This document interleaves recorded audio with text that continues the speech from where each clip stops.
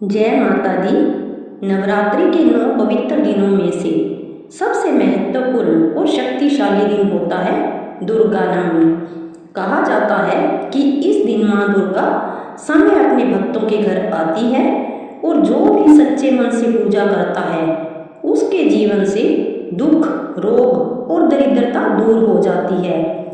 लेकिन हर साल एक सवाल लोगों के मन में जरूर आता है, दुर्गा नवमी 2026 कब है? 26 या 27 मार्च? व्रत का पारण कब करें? कन्या पूजन का सही समय क्या है? किस दिन पूजा करने से पूर्ण फल मिलेगा? अगर आप भी यह सब जानना चाहते हैं तो इस वीडियो को अंत तक जरूर देखें, क्योंकि आज मैं आपको शास्त्रों के अनुसार बिल्कुल सही जानकारी देने जा रही हूँ। दुर्गा नवमी का महत्व। दुर्गा नवमी नवरात्रि का अंतिम और सबसे शक्तिशाली दिन माना जाता है। इस दिन माँ दुर्गा ने महिषासुर का वध किया था, इसलिए इसे महानवमी भी कहा जाता है। मान्यता है कि इस दिन माँ दुर्गा की पूजा करने से शत्रु नष्ट होते हैं, रोग दूर होते हैं, घर में सुख समृद्धि आती है, अधूरे कार्य पूरे होते हैं और सबसे महत्वपूर्ण माँ की कृपा से जीवन में स्थिरता और शांति आती है। अब जानते हैं दुर्गा नवमी 2026 की सही तारीख। साल 2026 में दुर्गा नवमी की तिथि को लेकर भ्रम है, क्योंकि नवमी तिथि 2 दिनों तक पड़ रही है, 26 मार्च 27 मार्च। लेकिन शास्त्रों के अनुसार पूजा उसी दिन की जाती है जब नवमी तिथि सूर्योदय के समय विद्यमान हो। इसलिए दुर्गा नवमी 2026 मुख्य रूप से 27 मार्च को मनाई जाएगी। 26 मार्च को नवमी तिथि शुरू जरूर होगी, लेकिन सूर्योदय के समय पूर्ण रूप से नहीं रहेगी।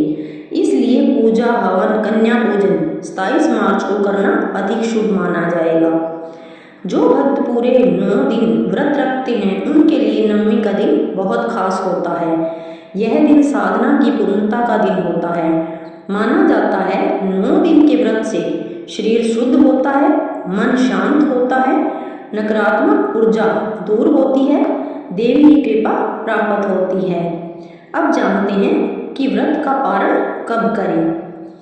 व्रत का पारण शास्त्रों के अनुसार पारण कन्या पूजन और हवन के बाद ही करना चाहिए, यानी पहले माँ दुर्गा की पूजा, फिर कन्या पूजन, फिर हवन, उसके बाद व्रत खोलें। 2026 में पारण का शुभ समय 27 मार्च को सुबह पूजा के बाद से लेकर दोपहर तक। दोपहर से पहले पारण करना उत्तम माना जाता है।